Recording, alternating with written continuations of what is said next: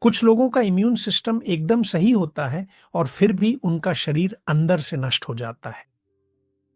और यह बचाव की कमी से नहीं, वायरस से नहीं और न ही जेनेटिक्स की वजह से होता है।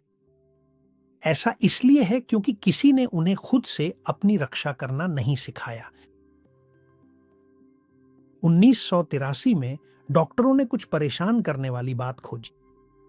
जो बच्चे एक शानदार इम्यून सिस्टम के साथ पैदा हुए थे, लेकिन खुद को बचाने की उस क्षमता के बिना, उनका शरीर आखिर में अपने ही सारे अंगों पर एक साथ हमला करने लगता था। वे जल्दी मर जाते थे और कमजोरी से नहीं, वे ज्यादा ताकत की वजह से मरते थे। आजकल वही गलती लाखों वयस्क करते हैं और किसी को या शायद बहुत कम लोगों को यह नहीं बताया गया है कि ऐसा क्यों होता है। आज हम जीव विज्ञान के उस बड़े हिस्से के बारे में बात करेंगे जिसे भुला दिया गया है, वो सिस्टम जो तय करता है कि कब रुकना है। हम इम्यून सिस्टम को समझने में हुई बड़ी गलती के बारे में बात करेंगे, क्योंकि हमें लगा कि समस्या एक बेकाबू सेना की थी और पता चला कि जिसे पहचानना बाकी था वो था शेरिफ। और जब कोई शेरिफ नहीं होता तो ऊर्जा भी खतरनाक हो जाती है। तो ठीक है, हम शेरिफ को भी जगाएंगे। पिछले वीडियो में हमने अपने गिरजाघर पर रोशनी डाली थी। मैंने आपको समझाया था कि कैसे वोल्टेज के बिना, सेहत के उन मिली वोल्ट्स के बिना कुछ भी काम नहीं करता। लेकिन अब सोचिए कि हो सकता है आपका गिरजाघर यानी आपका अपना शरीर रोशन हो, लेकिन अंदर बहादुर सैनिकों की एक सेना हो जो पूरी तरह हथियारों से लैस हो और जो अचानक पागल हो जाए। और यह इससे भी बुरा हो सकता है। सोचिए कि उन सैनिकों का मिशन आपको ड्रैगन यानी वायरस से और हमलावरों यानी बैक्टीरिया से बचाना है। लेकिन अचानक आप कल्पना कीजिए कि वे आपके अपने गिरजाघर की दीवारों पर गोलियां चलाना शुरू कर दें। वे फर्नीचर को नष्ट करना, पर्दों को जलाना और अंदर मौजूद सभी पर हमला करना शुरू कर देते हैं। तो इसी को विज्ञान वास्तव में ऑटो इम्यूनिटी कहता है। यह अपनों का ही हमला है, यानी आपका शरीर जो बुद्धिमान है किसी वजह से भूल जाता है कि दुश्मन कौन है। और सालों तक चिकित्सा ने इसे सिस्टम की एक गलती कहा, लेकिन आज हम जानते हैं कि यह कोई गलती नहीं है, बल्कि जब यह होता है तो यह आदेश की कमी है। तो ठीक है, आज मैं तुम्हें यह विस्तार से समझाने की पूरी कोशिश करूंगा कि यह अराजकता आखिरकार क्यों होती है, इसके पीछे क्या कारण है, और सबसे बढ़कर मैं तुम्हें तुम्हारे शरीर के रक्षा तंत्र के सबसे महत्वपूर्ण और मुख्य किरदार से मिलवाऊंगा, जिसे हम इम्यून शेरिफ के नाम से जानते हैं। यह किरदार तुम्हारे स्वास्थ्य की रक्षा में बहुत बड़ी भूमिका निभाता है। अगर आपको हाइपोथायराइडिज्म है, अगर आपके जोड़ों में बिना किसी स्पष्ट कारण के दर्द होता है, अगर आपकी त्वचा में सूजन आ जाती है, या अगर आपको बस ऐसा लगता है कि आपका शरीर खुद से ही युद्ध कर रहा है, तो बने रहें, क्योंकि आज हम उसे सक्रिय करना सीखेंगे जो आपकी जीव विज्ञान का परम मास्टर ब्रेक है। शेरिफ को समझने के लिए पहले हमें सैनिकों को जानना होगा। और आपके खून में कुछ योद्धा रहते हैं जिन्हें टी लिम्फोसाइट्स कहा जाता है, और उन्हें टी इसलिए कहा जाता है क्योंकि वे एक अंग में प्रशिक्षित होते हैं जो ठीक यहां उरोस्थी के पीछे होता है, एक अंग जिसे थाइमस कहा जाता है। थाइमस कई दशकों तक एक उपेक्षित अंग था और 60 के दशक तक कई डॉक्टर सोचते थे कि यह किसी काम का नहीं है। खैर, आज हालांकि हम जानते हैं कि इसके बिना कोई जैविक पहचान नहीं है। सोचिए यह कितना महत्वपूर्ण है। तो ठीक है, ये दो तरह के सैनिक हैं जिनके बारे में मैं बात कर रहा था। टी लिम्फोसाइट्स CD4 जो जनरल हैं, यानी वे हैं जो आदेश देते हैं, दुश्मन का पता लगाते हैं और चिल्लाते हैं हमला। और फिर हैं टी लिम्फोसाइट्स CD8 जो योद्धा हैं, और ये वे हैं जो काम करते हैं, जिनके पास संक्रमित या कैंसर कोशिकाओं को नष्ट करने के लिए रासायनिक हथियार होते हैं। और इन सैनिकों की सतह पर कुछ सेंसर होते हैं जिन्हें टी सेल रिसेप्टर्स या संक्षेप में टीसीआर कहा जाता है, और उनका काम शरीर में घूमना और प्रोटीन के टुकड़ों को पहचानना है। अगर टुकड़ा किसी वायरस का है तो वह हमला करता है, और अगर वह टुकड़ा आपके अपने शरीर का है तो उन्हें उसे नजरअंदाज कर देना चाहिए। और अब आप पूछेंगे, उन्हें कैसे पता चलता है कि यह मेरा है या बाहरी है?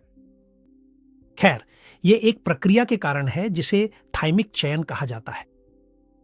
थाइमस में सैनिकों को आपके शरीर के सभी प्रोटीन की एक असली फोटो एल्बम दिखाई जाती है, और अगर कोई सैनिक उन तस्वीरों में से किसी एक पर हमला करने की कोशिश करता है तो शरीर उसे खून में जाने से पहले ही खत्म कर देता है। यह एक बिल्कुल क्रूर गुणवत्ता नियंत्रण है।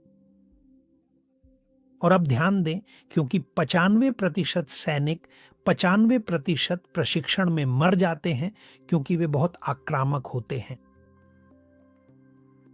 और फिर एक और बात भी होती है कि कभी-कभी कुछ खराब सैनिक बच निकलते हैं, गश्त पर निकल जाते हैं, और अचानक वे आपके थायराइड या आपके कोलेजन के प्रोटीन को दुश्मन समझ लेते हैं, और वहीं मेरे दोस्त तबाही शुरू हो जाती है। यह प्रक्रिया इतनी क्रूर है कि जब इसकी खोज हुई तो कई वैज्ञानिकों ने इस पर विश्वास ही नहीं किया। एक प्रणाली जो सिर्फ अराजकता से बचने के लिए अपनी ही 95% कोशिकाओं को खत्म कर देती है। देखिए, एक युवा ऑस्ट्रेलियाई इम्यूनोलॉजिस्ट जैक्स मिलर ने 1961 में, और जब वह लंदन में काम कर रहे थे, यह साबित करने वाले पहले व्यक्ति थे कि थाइमस एक बेकार अंग नहीं था, बल्कि एक असली बेरहम सैन्य अकादमी थी। उसने क्या किया? उसने नवजात चूहों का थाइमस निकाल दिया, और नतीजा बहुत क्रूर था। चूहे अपना बचाव नहीं कर सकते थे, लेकिन इससे भी महत्वपूर्ण बात यह है कि उसने कुछ और भी परेशान करने वाली चीज खोजी। वे अपने और पराये के बीच अंतर नहीं कर सकते थे। और निष्कर्ष क्या था? थाइमस एक बेकार अंग नहीं था, बिल्कुल इसके विपरीत। थाइमस शरीर में वह जगह है जहां आपके शरीर की प्रतिरक्षात्मक पहचान को शिक्षित किया जाता है, और इसने सदियों के एक सिद्धांत को तोड़ दिया। वहां से कई समूहों ने, विशेष रूप से उत्तरी अमेरिकी NIH में, फ्रांस में पाश्चर संस्थान में, और जर्मनी की कुछ प्रयोगशालाओं में भी यह अध्ययन करना शुरू कर दिया कि थाइमस के अंदर क्या होता है। और उन्होंने जो खोजा उसे स्वीकार करना मुश्किल था। जब टी लिम्फोसाइट्स प्रशिक्षित होते हैं, जैसा कि मैंने आपको बताया है कि 90 या 95% से भी ज्यादा मर जाते हैं, और वे इसीलिए नहीं मरते क्योंकि वे बीमार हैं या वे असफल हो जाते हैं, वे इसलिए मरते हैं क्योंकि वे बहुत खतरनाक होते हैं। और इस प्रक्रिया को उन्होंने नकारात्मक चयन या क्लोनल विलोपन कहा। खैर, एक पल के लिए सोचते हैं और वैज्ञानिकों के पास चलते हैं। 70 के दशक के वैज्ञानिकों के समय में उनके मन में यह विचार गहराई से बैठा हुआ था कि जीव विज्ञान बुद्धिमान, कुशल और किफायती है, जो संसाधनों का अनुकूलन करना चाहता है और ऊर्जा बर्बाद नहीं करता है। और फिर भी यहां उनके सामने एक ऐसा सिस्टम था जो ठीक इसका उल्टा करता है, या करता था, या अभी भी करता है। ये जानबूझकर अपनी ही कोशिकाओं के विशाल बहुमत को खत्म कर देता है। और ये सच था। असल में ये सिर्फ सच नहीं था, ये अभी भी सच है। खैर, 80 के दशक में फिलिपा मारक और जॉन कैपलर ने कुछ और भी परेशान करने वाली बात की पुष्टि की, और वह यह है कि शरीर जानबूझकर अपने ही सैनिकों के विशाल बहुमत को खत्म कर देता है। इसकी पुष्टि हो गई। लंबे समय तक संदेह था, वे इसे स्वीकार नहीं करना चाहते थे। इन्होंने साबित किया कि बिना किसी शक के जो लिम्फोसाइट्स अपने प्रोटीन को पहचानते हैं, उन्हें सक्रिय रूप से थाइमस से हटा दिया जाता है, और यह कोई दुर्घटना नहीं है जैसा कि मैंने कहा, और न ही यह कोई दूसरा परिणाम है, और गलती तो बिल्कुल भी नहीं है। यह सिस्टम का एक निर्णय है। शरीर अपनी सेना का 95% नष्ट करना पसंद करता है, बजाय इसके कि वह एक आंतरिक गृह युद्ध का सामना करने का जोखिम उठाए। यानी यह खुद को बचाने के लिए ऐसा करता है। जीव विज्ञान ने हमेशा कुछ ऐसा समझा है जिसे हम अक्सर भूल जाते हैं। नियंत्रण खोने से बेहतर है ताकत खोना। लेकिन हैरान मत होना, क्योंकि हम ऐसे शरीर में नहीं रहते जो कभी कभी विफल हो जाता है। हम एक ऐसे शरीर में रहते हैं जिसने अराजकता से बचने के लिए चरम सिस्टम बनाए हैं, और जब वह अराजकता दिखाई देती है तो यह कमजोरी के कारण नहीं है, यह इसलिए है क्योंकि ब्रेक फेल हो गए हैं, सैनिक नहीं। इस बिंदु पर आकर मैं एक छोटा सा विराम लूंगा। मैंने आपके सामने कई ऐसी अवधारणाएं रखी हैं जो शायद आपके लिए नई हैं। Thymus, lymphocytes, CD4, CD8, cell receptors. सच तो यह है कि आपको उन्हें याद रखने की जरूरत नहीं है, और उन्हें याद करने की तो बिल्कुल भी नहीं। यहां केवल एक ही चीज जरूरी है कि आप यह समझें कि यह पूरा सिस्टम केवल एक ही उद्देश्य के साथ मौजूद है कि आपका शरीर दुश्मन को पहचानने में कोई गलती न करे। और यहीं पर हमारा नायक सामने आता है। इस पूरी आक्रामक सेना के बीच शांति की एक विशेष ब्रिगेड मौजूद है, रेगुलेटरी टी सेल्स या बस ट्रेग्स। ट्रेग्स की खोज कल नहीं हुई थी। असल में 70 के दशक में इसका अंदाजा लगाया गया था, लेकिन किसी ने उन पर ध्यान नहीं दिया। और आप कहेंगे क्यों? खैर, बहुत आसान है, क्योंकि वे हमला नहीं करते थे, और विज्ञान ने दशकों तक सिर्फ उसी चीज का अध्ययन किया जो नष्ट करती है। 70 के दशक में कई इम्यूनोलॉजिस्ट ने कुछ अजीब देखना शुरू किया, और चूहों पर किए गए प्रयोगों में उन्होंने देखा कि जब इम्यून सिस्टम थाइमस में पूरी तरह से प्रशिक्षित था, तब भी कुछ और था जो पेरिफेरी में काम कर रहा था। क्यों? क्योंकि कुछ जानवरों में ऑटोइम्यूनिटी विकसित नहीं हुई, हालांकि सैद्धांतिक रूप से उनमें संभावित रूप से खतरनाक लिम्फोसाइट्स घूम रहे थे। यानी थाइमस एक क्रूर चयन करता था, लेकिन यह एकमात्र फिल्टर नहीं था। और तभी एक ऐसा विचार सामने आया जो उस समय के लिए लगभग विधर्मी था। किसी ने कहा, किसी प्रकार की कोशिका जरूर होनी चाहिए जिसका काम हमला करना नहीं बल्कि रोकना हो, और बहुत ही अस्पष्ट तरीके से उन्होंने इसे सप्रेसर सेल या सप्रेसर सेल्स कहा, और यहीं से समस्या शुरू हुई। इन वैज्ञानिकों पर किसी ने ध्यान नहीं दिया। उस समय, जैसा कि मैंने कहा, इम्यूनोलॉजी बैक्टीरिया को मारने, वायरस को नष्ट करने, कैंसर को समझने और सूजन का अध्ययन करने के जुनून में थी, और उनका तर्क पूरी तरह से सैन्य था। इम्यून सिस्टम एक सेना की तरह है, और एक सेना में नायक वे होते हैं जो गोली चलाते हैं, न कि वे जो रुको कहते हैं। और क्या हुआ? तो यह स्पष्ट से भी ज्यादा था कि यह तथाकथित सप्रेसर सेल्स न तो मारती थीं, न सूजन पैदा करती थीं, और न ही एंटीबॉडी बनाती थीं। वास्तव में प्रायोगिक दृष्टिकोण से वे उबाऊ भी थीं, और इसके अलावा इसे और भी बदतर बनाने के लिए परिणाम असंगत थे। मतलब कोई स्पष्ट मार्कर नहीं थे, उन्हें ठीक से पहचानना संभव नहीं था। और किसी और चीज से ज्यादा वे प्रायोगिक शोर की तरह लगते थे, उन चीजों की तरह जो आसपास होती हैं, लेकिन आपको विश्वास नहीं दिलाती कि वे दिलचस्प हैं। और लगभग 20 वर्षों तक यह अवधारणा एक दराज में बंद रही। इस बीच थाइमस में जो हो रहा था उसे बेहतर ढंग से समझा जा रहा था, और यह पहले से ही पता था कि थाइमस बड़े पैमाने पर खतरनाक कोशिकाओं को खत्म कर देता है। लेकिन यह भी महसूस किया गया कि यह एकदम सही नहीं हो सकता, क्योंकि जीवन बदलता है, नए प्रोटीन दिखाई देते हैं, ऊतक बूढ़े हो जाते हैं, और कोशिकाएं उत्परिवर्तित होती हैं। खैर, उस सब से जो नतीजा निकला वह यह था कि सवाल फिर से बदल गया। अगर थाइमस सैनिकों को प्रशिक्षित करता है, तो जब वे बाहर होते हैं तो सैनिकों पर कौन नजर रखता है? और वहां आखिरकार भूला हुआ टुकड़ा अपनी जगह पर आ गया। 90 के दशक में जापानी इम्यूनोलॉजिस्ट शिमोन सकागुची ने कुछ शानदार और सरल किया। इतना सरल कि उसे नजरअंदाज करना असंभव था। उन्होंने स्वस्थ चूहे लिए और उनमें से टी लिम्फोसाइट्स का एक छोटा उपसमूह निकाल दिया, लेकिन उन्होंने आक्रामक वाले नहीं निकाले जो संक्रमण पर हमला करते हैं, बल्कि वह खामोश समूह जिसे अभी तक कोई पूरी तरह से समझ नहीं पाया था। और नतीजा बिल्कुल विनाशकारी था। चूहों में बड़े पैमाने पर ऑटोइम्यून बीमारियां विकसित होने लगीं, मधुमेह, आंतों में सूजन, अंगों का विनाश, भयानक। और कोई वायरस नहीं था, कोई बैक्टीरिया नहीं था। यानी प्रतिरक्षा प्रणाली खुद पर ही आक्रमण कर रही थी।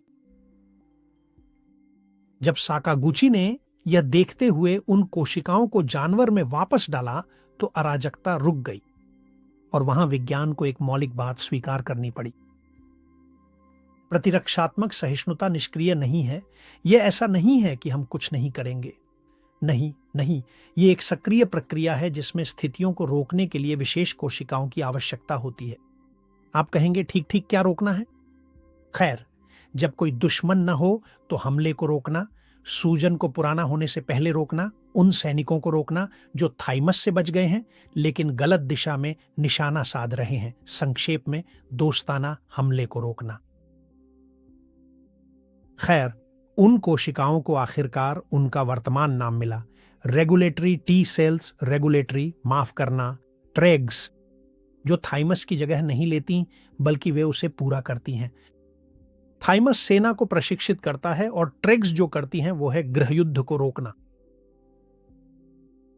अगर दूसरे सैनिक खेल के मैदान में लड़ते हुए बच्चे हैं तो ट्रेग एक बुद्धिमान शिक्षक है जो बल का प्रयोग नहीं करता, हथियार नहीं रखता।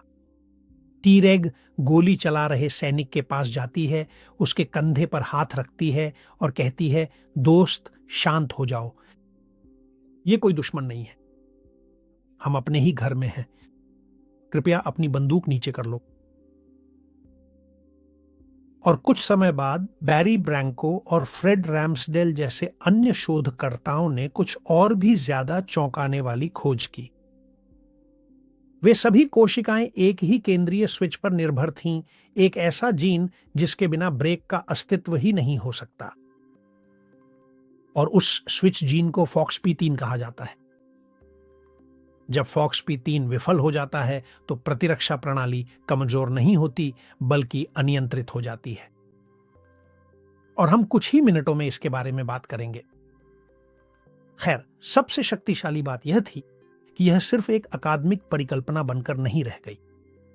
साल 2025 में फिजियोलॉजी या मेडिसिन का नोबेल पुरस्कार साइमन साकागुची, मैरी ब्रैंको और फ्रेड रैम्सडेल को उनकी खोजों के लिए दिया गया था कि थाइमस के बाहर प्रतिरक्षा सहिष्णुता कैसे बनी रहती है, यानी प्रतिरक्षा प्रणाली खुद को कैसे नियंत्रित करती है ताकि वह हम पर ही हमला न करे। साकागुची ने नियामक कोशिकाओं टी-रेग्स की पहचान की जो हमले को रोकती हैं, और ब्रैंको और रैम्सडेल ने दिखाया कि एक मास्टर जीन FOXP3 उस नियमन के अस्तित्व के लिए जरूरी है। यह पुरस्कार मानता है कि नियंत्रण न कि सिर्फ युद्ध प्रतिरक्षा प्रणाली का सबसे महत्वपूर्ण हिस्सा है।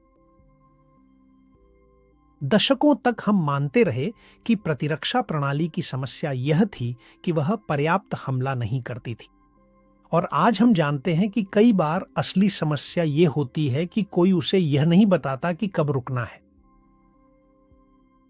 इस खोज ने न केवल पाठ्य पुस्तकें बदल दी बल्कि यह समझाती है कि क्यों लाखों लोगों को ऑटोइम्यून बीमारियां होती हैं और दूसरों को क्यों नहीं। और यह उन कारणों में से एक है कि हम आज जहां हैं वहां क्यों हैं। खैर, उपरोक्त सभी बातें हमें एक केंद्रीय विचार तक ले आई हैं। प्रतिरक्षा प्रणाली केवल हथियारों से नियंत्रित नहीं होती है, यह संदेशों से नियंत्रित होती है। टी-रेग्स वे पुलिस वाले नहीं हैं जो गोलियां चलाने का काम करते हैं, वे अधिकारी हैं, वे शेरिफ हैं। और अधिकारी आमतौर पर चिल्लाते नहीं हैं, बोलता है। और शेरिफ सैनिक को कैसे मनाता है? खैर, रासायनिक शब्दों के माध्यम से जिन्हें एंटी इन्फ्लेमेटरी साइटोकिन्स कहा जाता है। और साइटोकिन्स मूल रूप से रासायनिक संदेश, वाक्यांश, आदेश और जैविक फुसफुसाहट है। इन साइटोकिन्स में सबसे महत्वपूर्ण इंटरल्यूकिन 10 है, IL-10। यह एक रासायनिक संदेश है जो सीधे तौर पर सूजन को तुरंत बंद कर देता है। वे TGB बीटा, TGF बीटा का भी उपयोग करते हैं जो लड़ाई से क्षतिग्रस्त ऊतकों की मरम्मत में मदद करता है। और जब इंटरल्यूकिन 10 की खोज हुई तो कई वैज्ञानिकों ने इसे तुच्छ समझा क्योंकि यह हमला नहीं करता था, एक बार फिर यह नष्ट नहीं करता था और सूजन पैदा नहीं करता था। और फिर उन्होंने क्या किया? उन्होंने इसे समर्पण का साइटोकिन कहा। लेकिन आज हम कुछ बिल्कुल अलग जानते हैं। IL-10 समर्पण का पर्याय नहीं है, यह एक वास्तविक क्षति नियंत्रण है। IL-10 सैनिक से कहता है, गोली चलाना बंद करो, तीव्रता कम करो और समस्या को और मत बढ़ाओ। यह यानी दूसरे शब्दों में यह तत्काल युद्ध विराम है। IL-10 के बिना सूजन बंद नहीं होती, प्रतिक्रिया पुरानी हो जाती है और स्वस्थ ऊतक को नुकसान होने लगता है। और यहीं पर असली बात आती है। IL-10 के मुख्य उत्पादक टीरेक्स हैं। शेरिफ के बिना पर्याप्त IL-10 नहीं होता और IL-10 के बिना आग कभी नहीं बुझती। लेकिन एक अच्छा शेरिफ न केवल लड़ाई को रोकता है बल्कि बाद में नुकसान की मरम्मत भी करता है। और यहीं पर TGF बीटा आता है जो यह संकेत है जो कहता है खतरा टल गया है, अब मरम्मत करने और फिर से बनाने का समय है। यानी यह ऊतक पुनर्जनन, घाव भरने और संतुलन की बहाली पर काम करता है।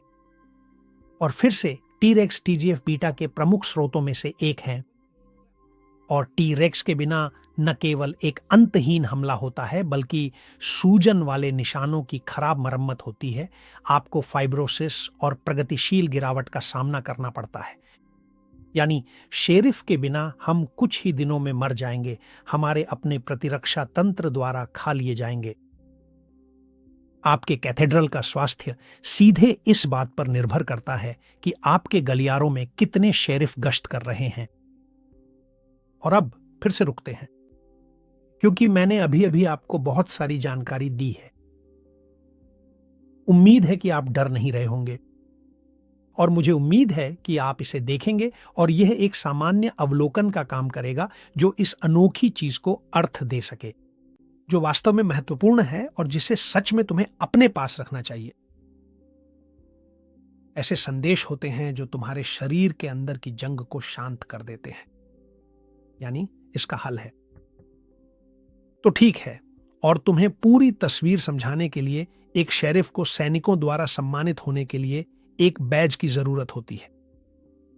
जीव विज्ञान में वह बैज एक प्रोटीन होती है जो कोशिका के अंदर एक मास्टर जीन की मदद से बनती है, जिसके बारे में हमने थोड़ी देर पहले बात की थी और जिसका नाम है FOXP3। FOXP3 एक ट्रांसक्रिप्शन फैक्टर है। इसे ऐसे सोचो जैसे यह एक निर्देश पुस्तिका है जो किसी कोशिका से कहती है कि अब से तुम योद्धा नहीं हो, तुम एक राजनयिक बन गए हो जिसका उद्देश्य शांति लाना है।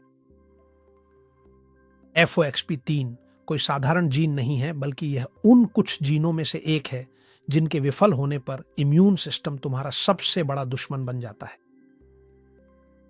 अगर FOXP3 जीन सक्रिय है यानी व्यक्त हो रहा है तो कोशिका एक शेरिफ, एक ट्रेट में बदल जाती है। अगर जीन बंद है यानी शांत है तो शेरिफ गायब हो जाता है और शरीर में अराजकता छा जाती है। देखो ये कितना महत्वपूर्ण है। असल में एक भयानक बीमारी है जिसे आईपेक्स सिंड्रोम कहा जाता है।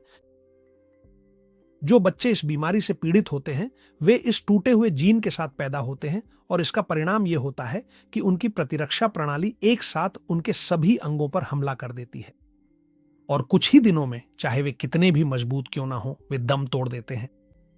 मैंने वीडियो की शुरुआत में तुम्हें इसके बारे में बताया था, लेकिन इसमें दिलचस्प बात यह है कि यह FOXP3 के शांति के मास्टर स्विच होने का अंतिम प्रमाण है। दुर्भाग्यवश यह आईपेक्स सिंड्रोम कोई सिद्धांत नहीं है। यह इस बात का क्लिनिकल प्रमाण है कि बिना FOXP3 के जीवन आत्मविनाश में बदल जाता है। लेकिन सांस लो, क्योंकि ये तुम्हारा मामला नहीं है। तुम्हारे पास ये जीन है और सवाल सिर्फ इतना है कि ये कैसे अभिव्यक्त होता है। और अच्छी खबर ये है कि हम एपिजेनेटिक्स के माध्यम से, यानी हम क्या खाते हैं, कैसे सांस लेते हैं या कैसे जीते हैं, इस जीन को हमेशा सक्रिय रखने में मदद कर सकते हैं। और ध्यान दें, ये सेरिफ्स बनाता रहे। इस आखिरी बात का जो मैंने अभी तुम्हें बताया, उसका बहुत ही सरल सारांश देने के लिए IL-10 रुकने का आदेश है, TGF बीटा मरम्मत का आदेश है। ट्रैक्स वे हैं जो आदेश जारी करते हैं, शेरिफ और फॉक्सपी 3 तय करते हैं कि कब रुकना है।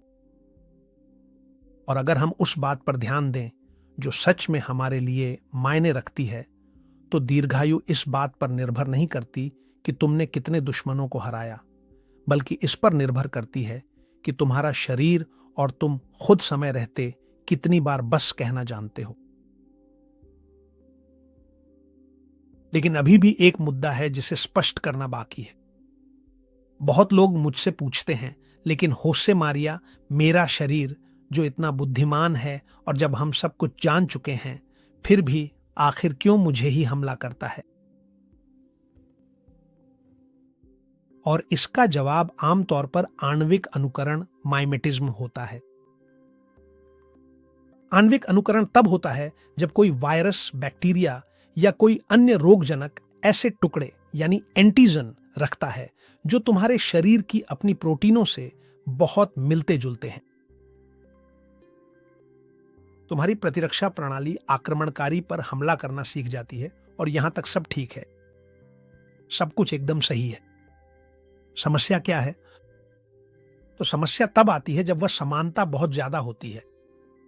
और आपको समझाने के लिए, एक उदाहरण देने के लिए उस वायरस के बारे में सोचें जो आपके शरीर में प्रवेश करता है और जिसका आवरण, उदाहरण के लिए, आपके थायराइड में मौजूद प्रोटीन के समान होता है।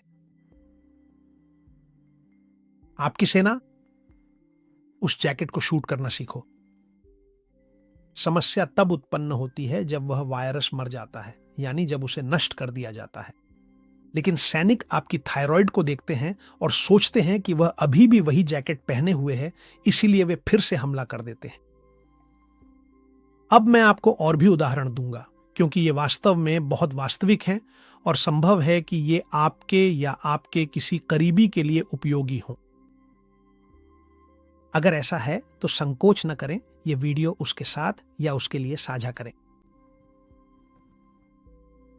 एक बहुत आम संक्रमण की कल्पना करें, एक स्ट्रेप्टोकोकस।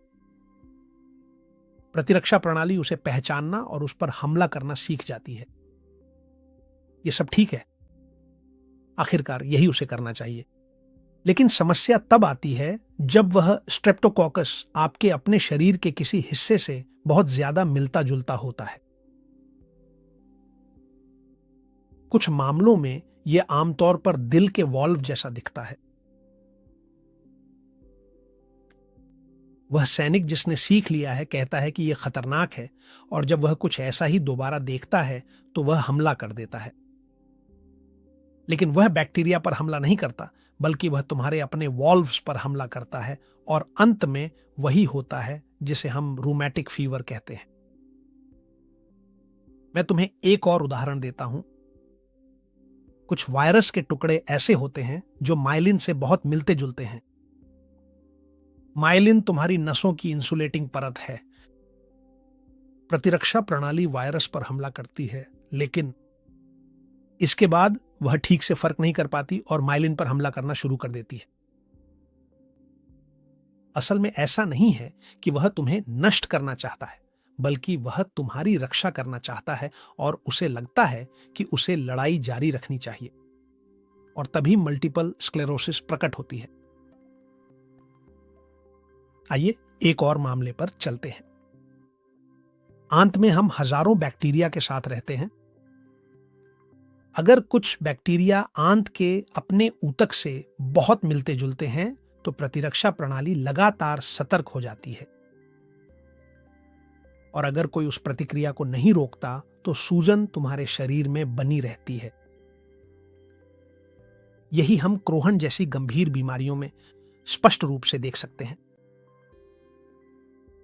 और एक और मामला, कुछ वायरसों में एक समानता होती है जो पैंक्रियास की कोशिकाओं के साथ खतरनाक रूप से मिलती जुलती है, यानी वे कोशिकाएं जो इंसुलिन बनाती हैं। और प्रतिरक्षा प्रणाली, जैसा कि वह करने के लिए तैयार है, वायरस पर हमला करती है, लेकिन बाद में वह लक्ष्य को भ्रमित कर देती है और उन कोशिकाओं को नष्ट कर देती है, और तब टाइप 1 डायबिटीज प्रकट होती है। और अब एक महत्वपूर्ण बात पर ध्यान दो। हर मामले में समस्या यह नहीं है कि प्रतिरक्षा प्रणाली एक बार हमला करती है। समस्या यह है कि कोई उसे यह नहीं बता रहा कि उसे कब रुकना है। मॉलिक्यूलर मिमिक्री यह समझाती है कि प्रणाली भ्रमित क्यों होती है, लेकिन ट्रेक्स यानी शेरिफ यह समझाते हैं कि यह भ्रम बीमारी में क्यों बदल जाता है।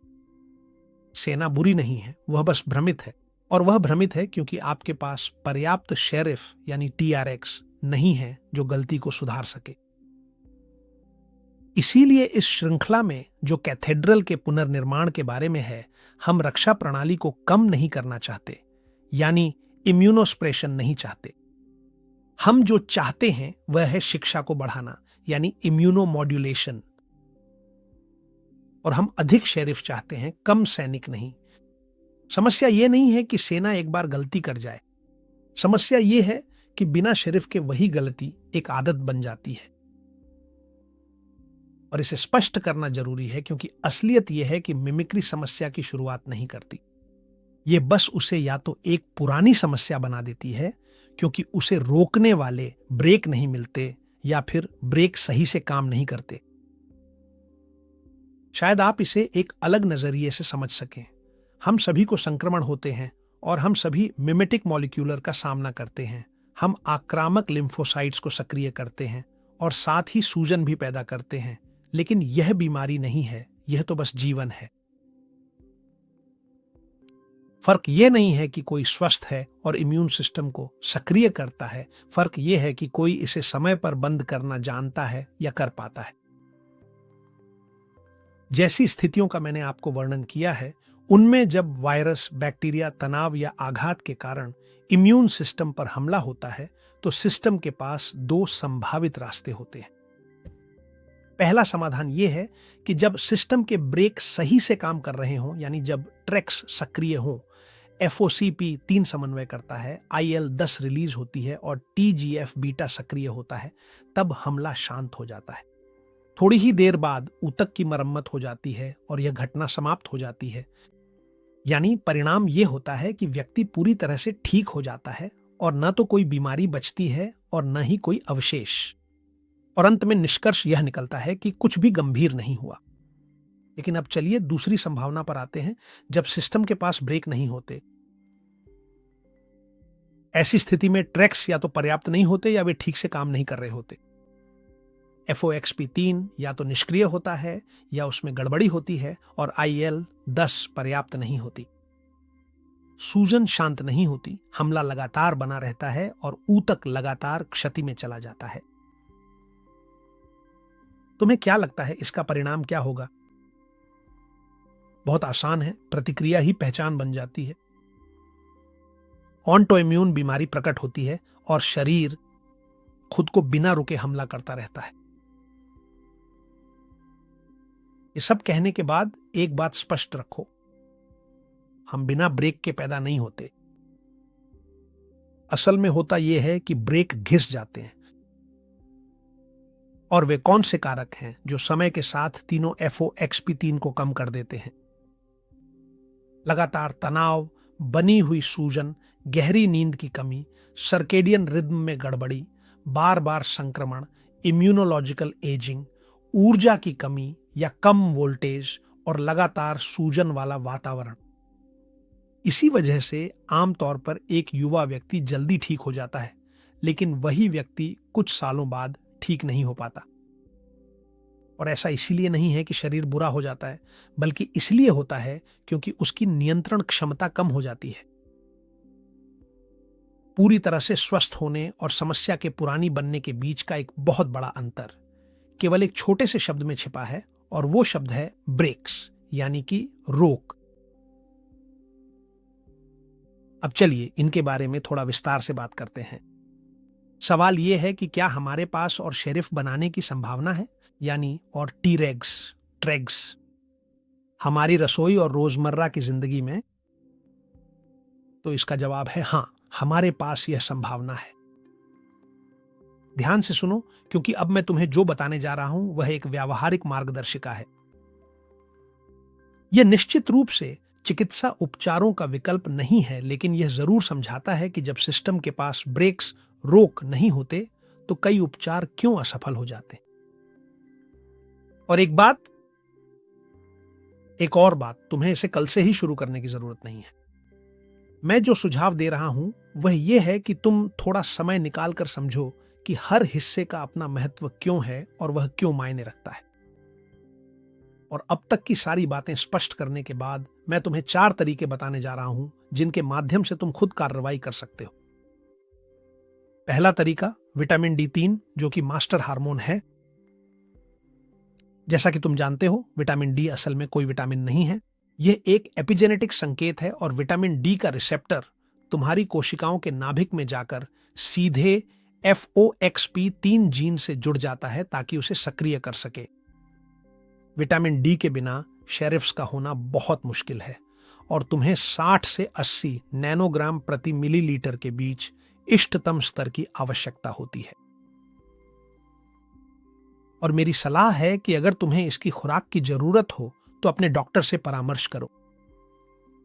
दूसरा तरीका, शॉर्ट चेन फैटी एसिड्स यानी कि ब्यूटीरैट। आंत की अच्छी बैक्टीरिया यानी माइक्रोबायोटा जब आप फाइबर और रेजिस्टेंट स्टार्च खाते हैं तो एक पदार्थ बनाती हैं जिसे ब्यूटीरैट कहा जाता है। और ब्यूटीरैट वही भोजन है जो आंत में टीरेक्स को प्रशिक्षित करता है।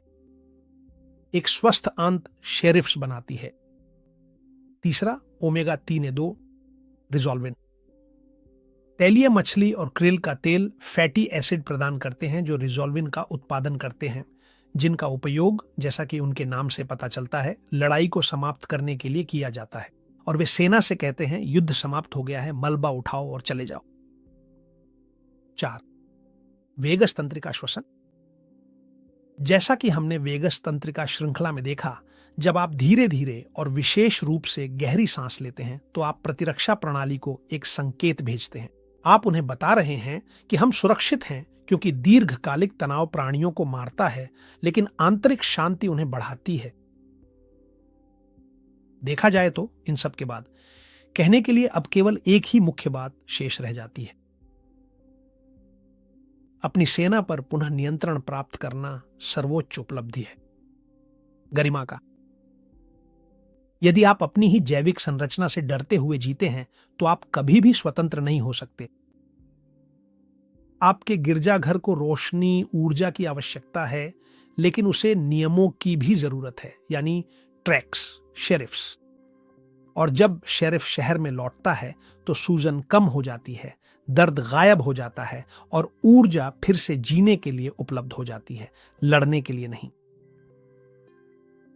ऑटो इम्यूनिटी को आजीवन सजा नहीं बनना चाहिए। यह एक संकेत है कि आपका सिस्टम नियंत्रण खो चुका है। हां, यही है, लेकिन आज आप जानते हैं कि उसे वापस लाने की कोशिश कैसे करनी है। अगर आपको लगता है कि यह संदेश किसी ऐसे व्यक्ति को शांति दे सकता है जो अपनी सेहत के साथ जंग लड़ रहा है, तो आप मुझ पर और उस व्यक्ति पर भी बहुत बड़ा उपकार करेंगे अगर आप यह वीडियो उसे साझा करें। आइए कोशिश करें कि और भी लोग अपने अंदर के शेरिफ को जगा सकें।